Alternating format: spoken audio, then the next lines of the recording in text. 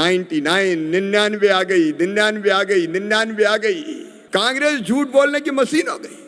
ये बालक बुद्धि, हिंदुत्व को आप क्या जानो। तीसरी बार मोदी जी का प्रधानमंत्री बनना ये अद्भुत और अभूतपूर्व है, ये ऐतिहासिक है। प्रधानमंत्री जी के नेतृत्व में किसानों की आय बढ़ाने के प्रयत्न लगातार जारी है। और मेरी बहनों, महिला सशक्तिकरण के लिए वैसे तो कई योजनाएं, लेकिन लखपति दीदी बनाने का संकल्प 3 करोड़ लखपति दीदी बनाई जाएंगे। और यह असंभव नहीं है, यह असंभव नहीं है। 1 करोड़ है, यह किया जा सकता है। बहनें, क्यों आंखों में आंसू उनके आए? कब तक दुख के संसार में डूबी रहेंगी गरीब बहनें? और इसलिए महिला सशक्तिकरण के लिए लखपति दीदी, और ये संयोग है कि लखपति दीदी वाला काम भी मेरी तरफ ही प्रधानमंत्री जी ने दिया है। ये सारे प्रयास करेंगे। देश बदल रहा है, राजस्थान भी बदल रहा है, और ये बात कांग्रेस को रास नहीं आ रही है। अभी 99 के फेर की बात कई मित्रों ने की है, मैं उसको दोहराना नहीं चाहता। लेकिन राहुल बाबा, आपको चिंदी मिल गई तो आप बजाज बन गए। 99, 99 आ गई, 99 आ गई, 99 आ गई। कांग्रेस झूठ बोलने की मशीन हो गई। पार्लियामेंट में क्या बोलते हैं राहुल? हिंदू हिंसक है। ये बालक बुद्धि, हिंदुत्व को आप क्या जानो। अरे एकम सद विप्रा बहुधा वदंती हिंदुत्व है। सत्य एक है, विद्वान उसको अलग अलग तरीके से कहते हैं। आत्मवत सर्वभूतेषु हिंदुत्व है। जियो और जीने दो हिंदुत्व है। अयम निजः परावेत्ति गणना लघु चेत साम उदार चरिता नाम तो वसुदैव कुटुंबकम। ये मेरा, ये तेरा है। ये सोच छोटे दिल वालों का होता है। जो विशाल हृदय के होते हैं वो तो कहते हैं सारी दुनिया ही एक परिवार है। ये हिंदुत्व है। धर्म की जय हो, अधर्म का नाश हो, हिंदुत्व है। प्राणियों में सद्भावना केवल मनुष्य मात्र में नहीं, प्राणियों में सद्भावना हो, हिंदुत्व है। और विश्व का कल्याण हो, ये हिंदुत्व है। सर्वे भवन्तु सुखिनः, सर्वे सन्तु निरामया, सर्वे भद्राणि पश्यन्तु मां कश्चित् दुर्भाग भवेत्। ये हिंदुत्व है। और इसलिए तो पंडित दीनदयाल उपाध्याय जी ने कहा था कि एक ही चेतना समस्त जड़ एवं चेतन में विराजमान है। क्या तुम हिंदुत्व की बात करते हो? हिंसक कहते हो। कितने झूठ बोले। अग्निवीर के बारे में झूठ बोला, फिर बोले एमएसपी नहीं दे रहे, एमएसपी, और एक को भी प्रमाणित नहीं किया। और इसलिए एक निवेदन करना चाहता हूं मैं, कांग्रेस और इंडी गठबंधन गलत नैरेटिव सेट करने के प्रयास कर रही है, जैसा गजेंद्र सिंह जी ने कहा।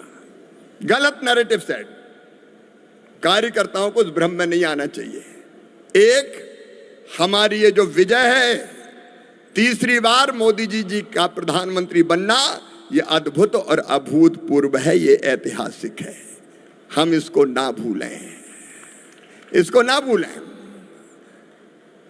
और हमारे विरोधी, जिसमें यह सच है कि विदेशी ताकतें भी शामिल है, यह हमारे देश में कैसे भी भारतीय जनता पार्टी की सरकार ना रहे। जिस तेजी से भारत बढ़ रहा है, यह हमारे विरोधियों को रास नहीं आ रहा है। कई ताकतें किसी भी कीमत पर भारतीय जनता पार्टी को नुकसान पहुंचे, इस प्रयास में लगी हुई है। और इसलिए सारे के सारे इकट्ठा हो गए हैं। इनसे सावधान रहने की जरूरत है। और वो काम अगर कोई करेगा तो भारतीय जनता पार्टी का ये समर्पित कार्यकर्ता करेगा। और इसलिए मैं निवेदन करता हूं, दोनों सरकार अच्छी चल रही है, लेकिन कार्यकर्ता भी सन्नद्ध रह के संगठन के काम को भी बढ़ाता रहे और सरकार के कामों को भी नीचे जनता में पहुंचाता रहे। ये काम कार्यकर्ताओं को ही करना है। और जब आगामी कार्यक्रम बताए जा रहे थे, तब मन की बात हुई, प्रधानमंत्री जी की मन की बात सुने। ये साधारण कार्यक्रम नहीं है। पोलिंग बूथ का कार्यकर्ता हर महीने एक बार इकट्ठा हो, मन की बात सुने, और फिर उस पोलिंग बूथ के बारे में वहां के अब मुख्यमंत्री जी ने बता ही दिया है। वो कह रहे थे कि कोई भी काम कार्यकर्ता के बिना पूछे नहीं होगा पोलिंग बूथ पर भी। तो पोलिंग बूथ की टीम बैठे, विचार करे, प्राथमिकताएं तय करे, पोलिंग बूथ का विकास कैसे होना है। और पार्टी की विचार को भी रीति नीति को भी, योजनाओं को भी जनता तक पहुंचाने का काम करें। कार्यकर्ता बहनों और भाइयों, दुर्लभ अवसर है ये भारत के आगे बढ़ने का। स्वामी विवेकानंद जी ने 125 साल पहले कहा था, उन्होंने कहा था, वो शब्द आज तक मैंने पढ़े हैं, मेरे कानों में गूंजते रहते हैं। उन्होंने कहा था, सुदीर्घ रजनी समाप्त हुई जान पड़ती है, महानिशा का अंत निकट है। जो अंधे हैं वो देख नहीं सकते, जो बहरे हैं वो सुन नहीं सकते, लेकिन मैं स्पष्ट रूप से देख रहा हूं, भारत माता एक बार फिर से अंगड़ाई लेके खड़ी हो रही है और विश्व गुरु के पद पर आसीन हो रही है। यह स्वामी विवेकानंद ने कहा था। उनका नाम था नरेन। एक नरेन ने कहा था, दूसरे नरेंद्र के नेतृत्व में यह पूरा हो रहा है। भारत विश्व का नेतृत्व करने की क्षमता हासिल कर रहा है और ये होना है, और ये करने का सौभाग्य हमारे हाथों को भी कार्यकर्ता के रूप में मिला है। मित्रों, जवाबदारी अलग अलग हो सकती है। किसी के पास पोलिंग बूथ की होगी, किसी के पास मंडल की होगी, किसी के पास जिले की होगी, कोई मंत्री होगा, कोई विधायक होगा, लेकिन कार्यकर्ता तो हम सब है ना।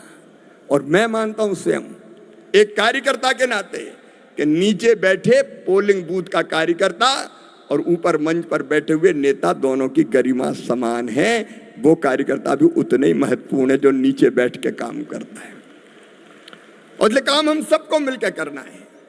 तो भारतीय जनता पार्टी के संगठन के इसके काम को नीचे तक विस्तार देते रहें, और सरकार का काम भी कोई ये ना मान ले कि सरकारी कर्मचारी अधिकारी नीचे ले जाएंगे। ले जाएगा तो भारतीय जनता पार्टी का कार्यकर्ता ही ले जाएगा, तब उसका असर होगा, और वो आपको ही ले जाना है।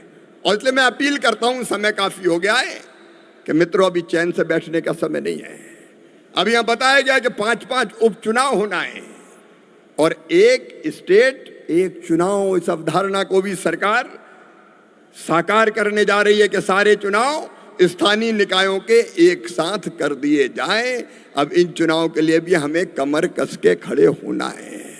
होना है कि नहीं होना? जोर से बताओ ना, होना है कि नहीं होना है? और इसलिए गांव गांव जाएं, अलग जगाएं, जागरण का मंत्र फूकें, सरकार के काम को भी हर व्यक्ति तक ले जाएं और अपने विचार को भी नीचे तक फैलाएं, ताकि एक वैभवशाली, गौरवशाली, संपन्न, समृद्ध भारत का निर्माण और समृद्ध और विकसित राजस्थान का निर्माण हो सके।